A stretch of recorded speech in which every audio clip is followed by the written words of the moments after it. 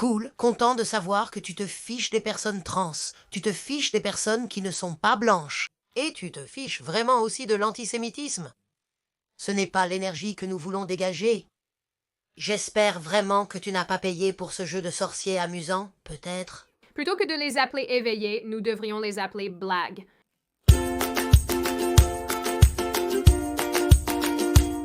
Je m'appelle Sydney Watson. Bienvenue à nouveau en enfer. C'est à vous de décider. Si vous vivez sur Terre, vous avez sûrement été en contact avec quelque chose en relation avec le Hogwarts Legacy, aussi connu sous le nom de jeu de sorcier, et le nouveau jeu vidéo se déroulant dans l'univers de Harry Potter.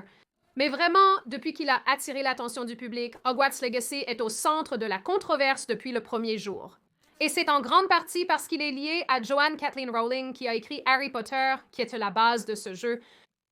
Évidemment, Joanne Kathleen Rowling s'est retrouvée dans la fosse au lion fin 2019 lorsqu'elle a pris la parole en soutien des femmes biologiques et contre notre effacement. Depuis lors, ses commentaires sur le sujet sont devenus de plus en plus proéminents et elle est souvent en tendance avec le hashtag « Je soutiens Joanne Kathleen Rowling ».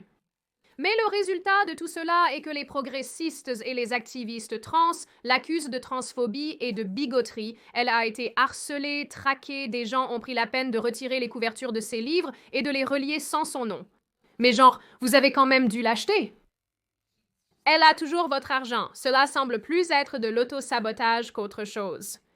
Je dis auto-sabotage, au fait, pas téléphone portable. Les acteurs de la franchise Harry Potter se sont publiquement opposés à Joanne Kathleen Rowling en raison de ses propos perçus comme similaires à ceux qu'elle a tenus. Elle a été exclue des événements liés à ses livres et films. Elle a été, en quelque sorte, excommuniée de la chose même qu'elle a créée. Et l'héritage de Poudlard, bien qu'il ne soit pas explicitement lié à elle, n'est vraiment pas différent. En réponse à tout cela, des activistes, des progressistes et d'autres types de personnes ont suggéré de simplement ne pas jouer au jeu du tout. Un bon vieux boycott à l'ancienne? Et puis vous avez aussi des gens comme ça. Ce sujet semble persister. Permettez-moi donc de clarifier un point. Acheter le jeu Hogwarts Legacy revient à soutenir la transphobie. Que vous vous considériez comme un allié ou que vous soyez vous-même trans, vous contribuez à la transphobie. Ce n'est pas une opinion. C'est un fait. Joanne Kathleen Rowling, à la fois par les mots qu'elle prononce et par ses contributions financières directes, amplifie et permet à plusieurs groupes et individus qui militent activement pour la suppression et la restriction des droits des personnes trans, surtout au Royaume-Uni en ce moment. Et ça marche. Si vous payez pour ce jeu, vous contribuez à cela.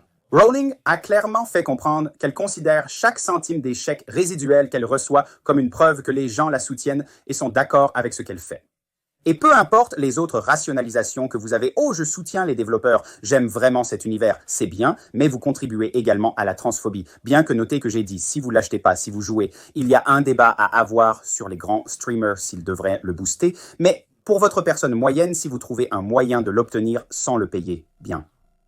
Quelqu'un a encore dû le payer, ces gens me donnent honnêtement un tel mal de tête, les joueurs ont été menacés pour avoir diffusé le jeu, des streamers individuels ont été intimidés, y compris notre gauchiste préféré, Hassan Picker, ce que vous adorerez voir.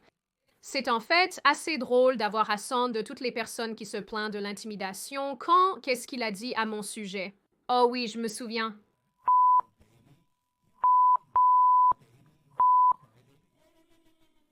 Quelqu'un a même pris la peine de créer un site web entier appelé « Ont-ils diffusé ce jeu de sorcier ?» qui donnait une liste de streamers qui ont joué au jeu avant que le site ne soit retiré par son propre propriétaire. Pour des gens qui semblent vraiment détester l'intimidation et le harcèlement, il semble faire beaucoup d'intimidation et de harcèlement. La promotion et la discussion de Hogwarts Legacy ont été interdites sur le forum de jeu Reset, ERA, car apparemment cela donne du pouvoir à Joanne Kathleen Rowling.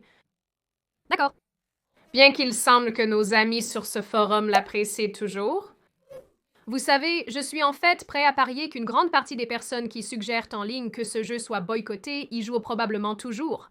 Désolé, vous espériez recevoir votre lettre de Poudlard, mais la seule magie obtenue fut de vous blesser le pénis en essayant. En fait, un regard superficiel montre que ces personnes jouent encore définitivement à ça.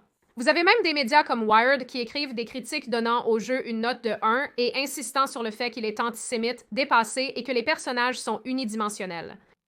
Mais Wired, ils ont inclus un personnage transgenre. Comment pourriez-vous lui donner un des extraits de ce nouveau jeu Harry Potter, et comme des gens qui jouent au jeu, et comme des gens qui critiquent le jeu, comme je suis trans et je suis juif, le créateur de ce jeu est extrêmement transphobe. Le jeu lui-même est incroyablement antisémite. Je ne suis pas intéressé par lui, je ne veux pas le voir, et je ne sais pas ce qui a juste fait décider TikTok que je vais le voir. Mais c'est comme une attaque, c'est comme une guerre psychologique. Je ne peux pas le supporter. Il y a même l'insistance que jouer au jeu de sorcier est la raison pour laquelle un jeune homme trans identifié au Royaume-Uni a été assassiné si vous jouez à #Hogwarts Legacy. C'est ce que vous financez. Vous financez J.K. Rowling pour inciter à la haine contre les femmes trans, résultant dans le meurtre vicieux d'une fille de 16 ans. Vous avez vendu cet enfant pour votre putain de jeu? L'article qu'ils ont lié ici dit même en haut de la page que ce n'est pas un crime de haine et n'a rien à voir avec le fait que l'individu soit trans. Inutile de dire que bien que le meurtre d'une jeune personne soit évidemment terrible, c'est le plus grand des écarts à dire qu'un jeu sur les sorciers et l'univers de Harry Potter est la cause de ce meurtre. Je croyais qu'on avait fini de blâmer les jeux vidéo pour la violence. On dirait les années 90. Doom veut sa rédemption.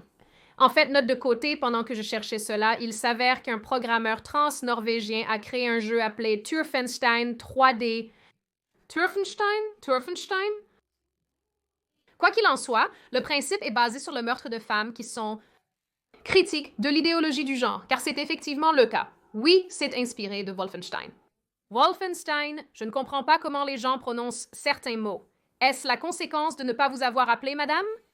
C'est le cas. Madame, Selon Redux, au lieu d'une croix gammée, les femmes dans le jeu portent des brassards qui affichent un logo XX qui ressemble étrangement au symbole utilisé par l'Organisation des droits des femmes, Women's Declaration International, également connu sous le nom de Women's Declaration International.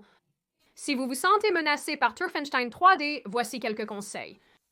Ne devenez tout simplement pas un gardien dans un camp d'extermination trans. Pourquoi voudriez-vous exterminer ce que vous voulez être? Non, attendez, non, je comprends maintenant. Il y a aussi une critique de ce jeu qui dit mieux que Poudlard. Il y a tellement de blagues que je pourrais faire ici, mais tout ce que je vais dire, c'est que le jeu dépeignant une violence littérale contre les personnes avec lesquelles ce groupe est en désaccord, c'est totalement acceptable. Jeu de sorcier?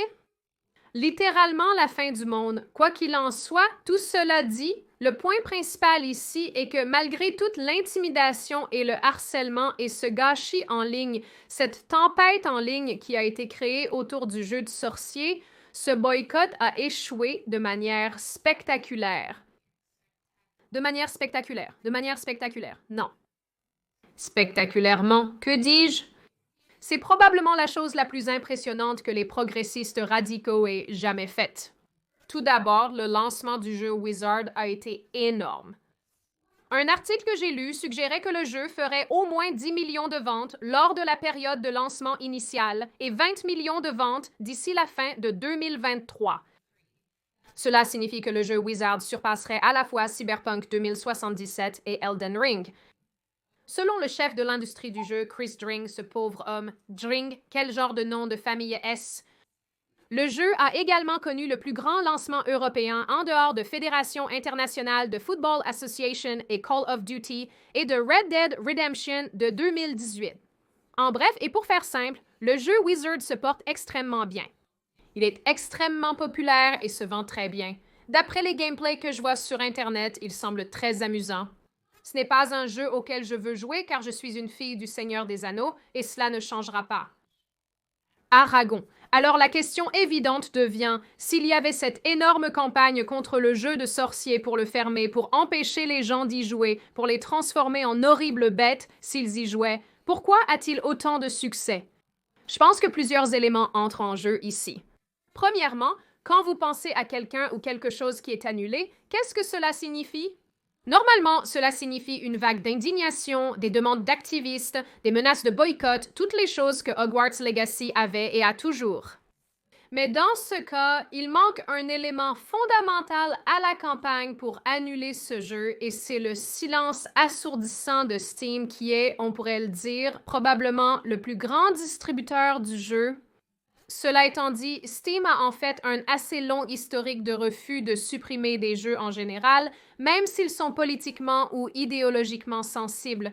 Ils ont refusé de retirer Sex with Stalin. Oui, c'est un vrai jeu, un jeu de 2020 où les joueurs pouvaient simuler des actes sexuels avec Staline même lorsque les développeurs recevaient des menaces de mort de nationalistes russes.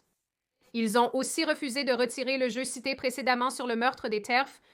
Ils ont refusé de supprimer les jeux lolicons juridiquement discutables et les tireurs de toutes sortes, ayant essentiellement un marché assez ouvert pour les consommateurs. Normalement, l'approvisionnement d'une chose annulée est interrompu parce que celui qui la distribue ou ce qui la distribue la coupe à la base.